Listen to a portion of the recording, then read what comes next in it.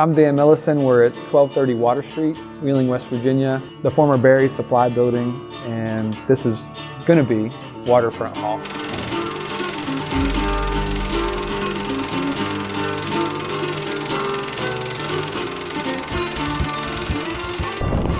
Okay, welcome back everybody. This is part 2 of our Waterfront Hall walkthrough, and I wanted to give you an update. The last video that we shot was December 2nd, and today it's April 29th, Saturday morning, and there's been a lot of changes in the building, and I'm excited to show everybody. Still staying really humble about the process, primarily because timelines have changed so frequently that I have no choice but to just keep my head down and do the best I can. So the first thing I want to show you in this space, one of the first things we showed you in the last video, was the ceiling, which is now fully repaired and patched and painted and finished. So you'll also see some new lights, fans to complement the lights that have been here for about 100 years. In the process of construction, we broke a couple of these milk white lights here, but we have enough to kind of keep the original aesthetic in place. And then these fans, I think, do a really nice job of complementing those. So you're in the cafe space right now. There's going to be about 65, 70 seats in here. And ultimately, all of the furniture will be in here right after we get the tile finished, which is going to start next week. And there will be one inch by 1 inch mosaic tile on this floor. White and then like a burgundy color as an accent. And yeah, once that's finished, we'll move all the furniture in. This place will look a lot different really soon. So another one of the things that we mentioned early on in the last video was the plaster on this wall, which has now been cleaned. And then we put new plaster on the brick wall that was there. We just basically plastered right into the historic plaster. So we're going to put a clear coat on the historic part, and then we're going to do some kind of paint application on the part that's white right there, the part that's new. What else? Well, you're looking at a bar right here, the frame of a bar, and we have some pretty cool plans for it. This one's a little behind the bar on the other side, which you'll see in a minute. But one of the really special parts about this is that we found this really cool back bar. I found it on Facebook Marketplace over a year ago now, and I want to take you over there to show you that real quick. This is a 1930s Art Deco back bar out of a hotel, the Lowe Hotel in Point Pleasant, West Virginia, and it's going to sit right over there behind that bar. And yeah, I'm really excited about that. It's basically the same age as the lights that I mentioned a minute ago, and the same age as the plaster, which we think is like 1920s. So yeah, so I'm really excited about how this is going to fit in this space.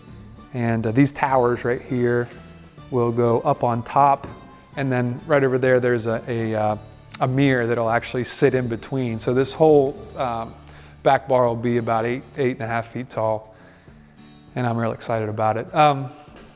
The separations between the two sides, or what I should say is the perforations between the two sides, are fully repointed and finished now too. So the work here was done by Fort Steuben Maintenance and a guy named Bubba, who is just a master mason, bricklayer, and his work is all over the place in this building, and it's something that's really made this place really kind of sing, you know, is the craftsmanship that's taken place in here. And Bubba's, you know, he's one of the best. So the other thing that you'll notice, and probably have already noticed, are these steel studs that are now forming the two kitchens that are going to be in this space. So we're really excited about that.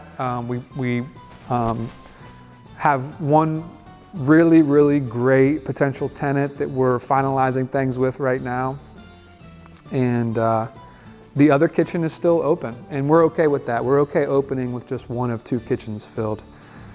I think that in the beginning there will be a lot of demand on that one kitchen, and it'll be great, and ultimately that we'll see some demand for access to this second kitchen. Of course, we're providing the hood, we're providing the sinks, so it's really kind of a turnkey opportunity for someone who's got an already successful concept, or someone who's like ready to make the leap from a home kitchen, who's got a really successful kind of business already going from home. So yeah, that's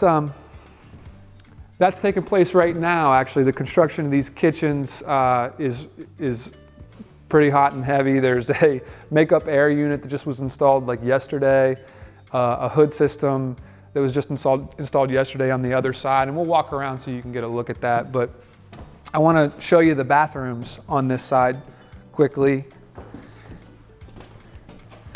which have been tiled. You can see down through here. This still needs grout, but the bathrooms themselves, 2 ADA compliant, just single unit bathrooms that have kept some of the original brick character, and some of the block is showing in here too. I wanted to leave it, I wanted to leave things in a place where people could see the infrastructure and they could see, how this building is made. So concrete floors in here too, and we'll get to those concrete floors in a second. But we are 2 weeks into a 5-week effort of installing a hydraulic 4-story elevator. We should have an elevator ready to go in about 3 weeks, which will make it a lot easier to move through the building, and be a reason why I think that the upper floors will hopefully be successful. All right, so back here, the last time that we shot a video, this ramp looked exactly like this, but the door is new. So this was just, I think, garbage bagged over, like there's just plastic there. But this is important because this will be the way that events, like say a Saturday wedding, can bypass a lot of the crowd that's in the first floor, either on the cafe side or on the music hall side. So here's the corridor basically that you can walk down to avoid the restaurant, and we'll have all of this kind of decorated a little bit better. It'll be a aesthetically pleasing kind of trip down the south side of the building. So. And here's a look inside the kitchen. Here's the aforementioned hood system and the makeup air there above it. There will be a 8-foot tall drop ceiling in here, and there will be all kinds of infrastructure tucked up above it. But you can see this hood takes up a lot of room. I don't know that you'll even be able to smell what anybody's cooking in here. All right. Let's go over to the side that looks way different than the last time you saw it, the music hall side.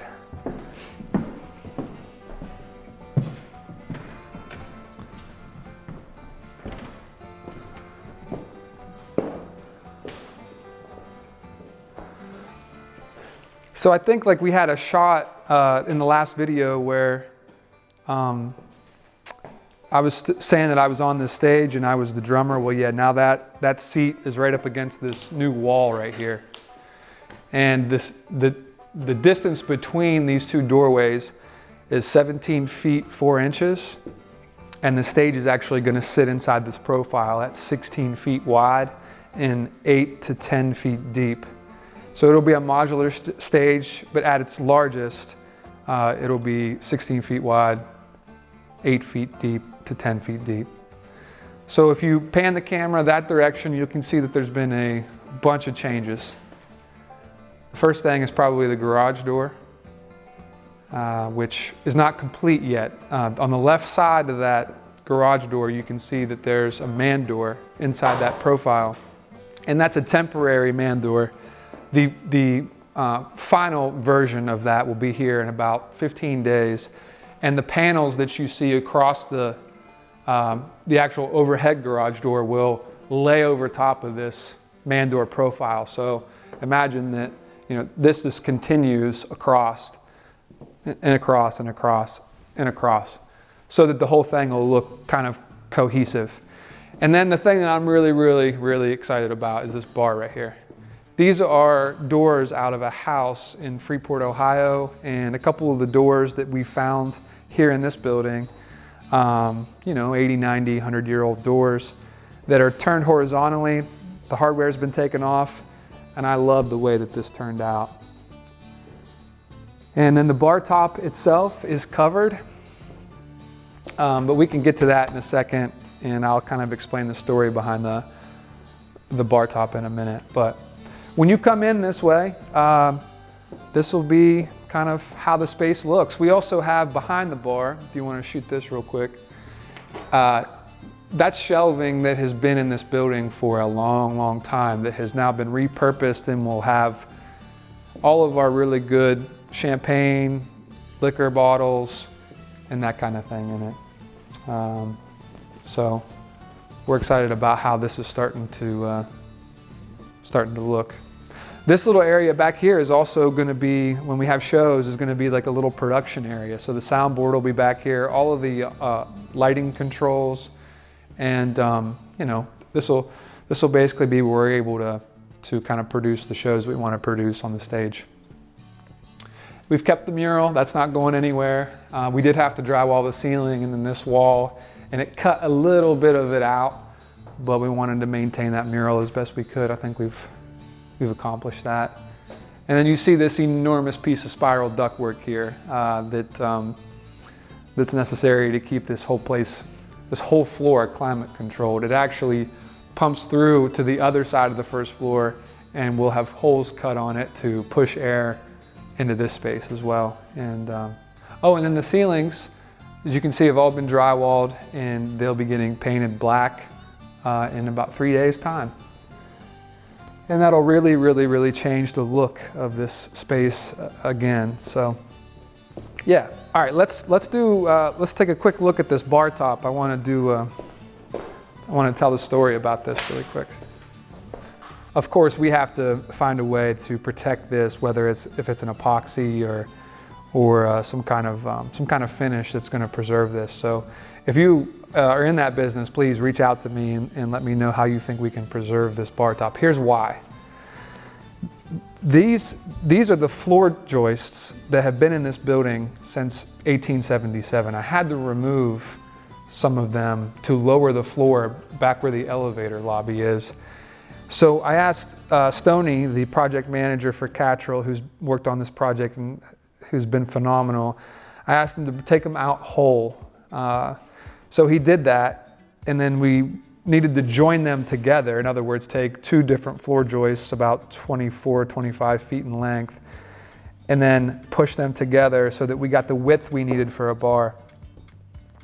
Danoon Lumber came down, looked at these floor joists and said, yeah, we'll refinish them. They took them up to their shop, they started to refinish them, and then they told me that they'd realized that it was Western red cedar, the type of timber or lumber this is Western red cedar. And yeah, that it is old and in remarkable condition. But the reason that this would have come from the Pacific Northwest all the way here is because Western red cedar is like one of the types of timber that doesn't rot. So you can like fall a tree into a pond for an extended period of time, come back, and then use the timber.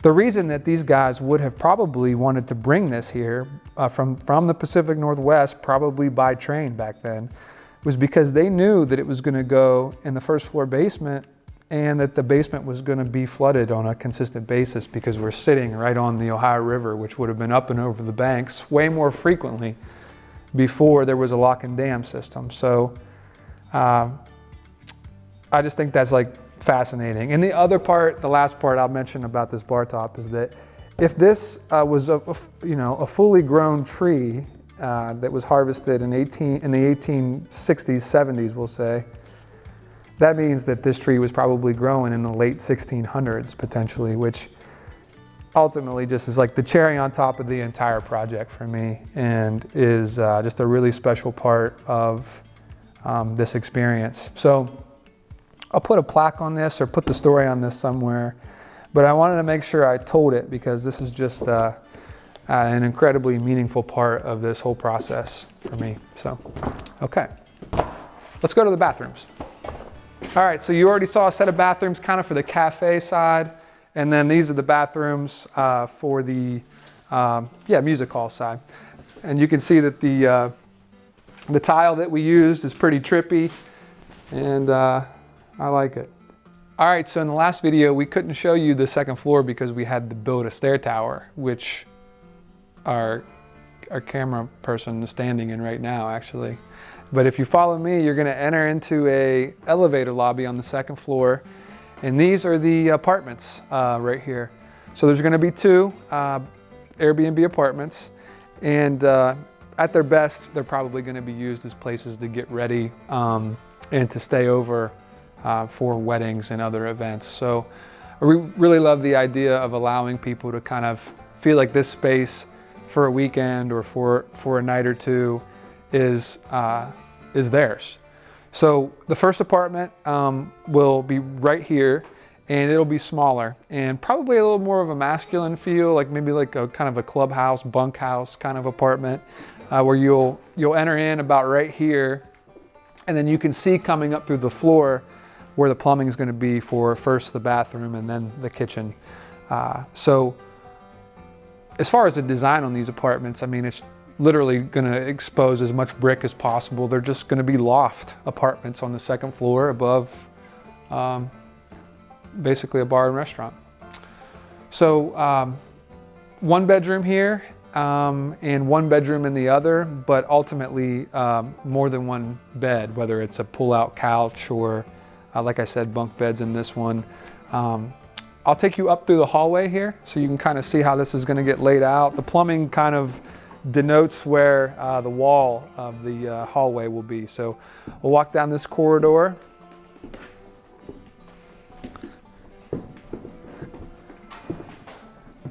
And this exit right here is really mostly for life safety, for fire safety reasons. But you'll pop over into the other side of the second floor and down the other fire escape. So fire escape there, and where we started, just trying to meet all of the fire safety, life safety code requirements. All right, so we're gonna make a left and walk into the big apartment, which will be right around 1,200 square feet.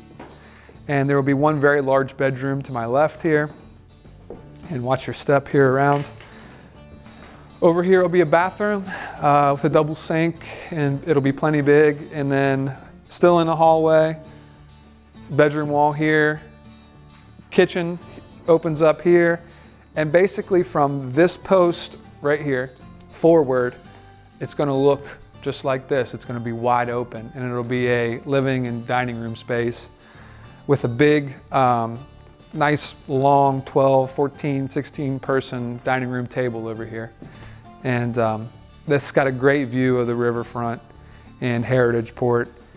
And yeah, it'll be a really cool communal space for, 10, 12 bridesmaids to get together, get ready before a wedding, and then, a place to stay afterwards.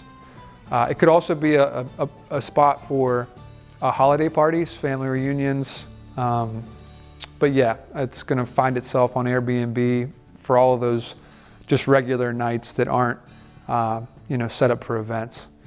The ceiling is going to have drywall. Of course, there needs to be a certain amount of burn time between floors. So we're going to achieve that, but as a result, we're going to have to cover up these awesome joists above our heads here.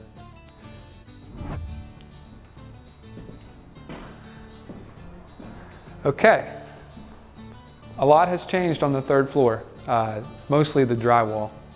The ceiling, the walls, and it's ready for a coat of paint, and so is the spiral ductwork. As soon as we finish it, it'll get painted the same color as the ceiling, hopefully making it disappear.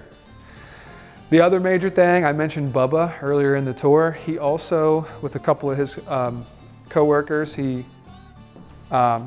repointed these edges and did an excellent job. Makes it look like it was always this way, and really kind of defines the space, I think, for me. The big steel beams overhead, fabricated in Wellsburg, by Sam Mazzella.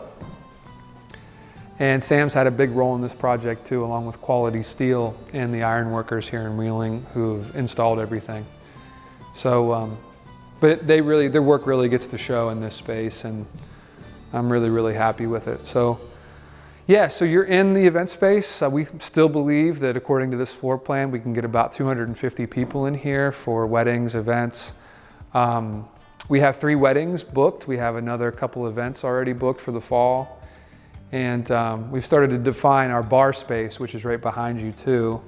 There's some plumbing coming up through the floor, and 1 or 2 bartenders will be staffing this, maybe 1 bartender and a bar back, not sure yet, but operationally we'll figure it out, and this is where they'll stand. So National Equipment is helping us with this layout, and they're right down the street from us, a good local business, and ultimately this will be the only thing that we're really operating. The caterers will all be outside. And I'm actually going to show you that now, the catering kitchen. But let me explain kind of the idea behind it. So we think that it is a good practice to go ahead and just give people choice on the caterer that they want.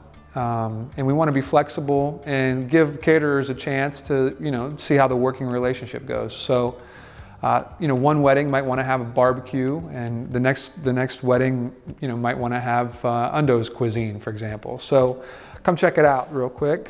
And we're going to walk by the bathrooms, which are going to be right-sized for the space as well, women's and men's. And now you're entering in through a set of double doors into the catering kitchen, which I'm told by people in this business that this is plenty big. So we have laid out all of the equipment. There's going to be some warming cabinets in here. There's going to be a dishwasher in here. There's going to be an ice maker. It's going to have basically all of the creature comforts of a warming kitchen for any type of caterer that wants to come and bring their food from where it got cooked off-site to then prepare it in here. And one of the really cool elements of this, and I might have said this in the last video, is that there will be a back entrance to the elevator that the caterer will have access to, but the rest of the general public will not.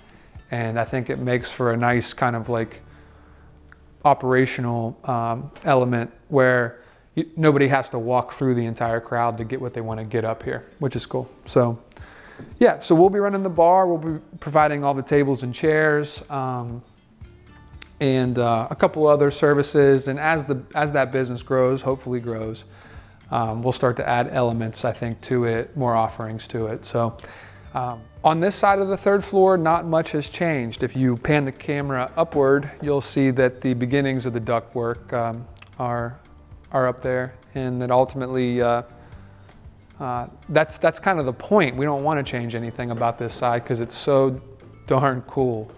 So we don't have to cover the ceiling joist, which is great because this is the top floor of the building. And yeah, what you see is what you get over here. The floors are going to need refinished. The brick's going to get cleaned up, but ultimately this thing has enough character as is that we don't want to change too much. So. Again, all the information you need to book an event is available online at waterfronthall.com, and we hope you'll check it out. Thanks for joining me.